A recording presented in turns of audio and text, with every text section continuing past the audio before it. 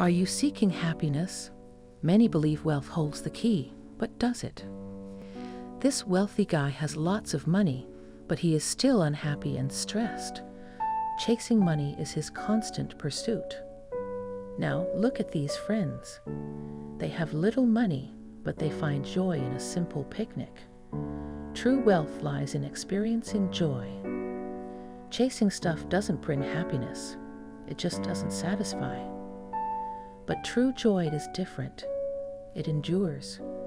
It emerges when we cherish quality time with loved ones, sharing laughter and play. Serving others also brings profound joy and fulfillment.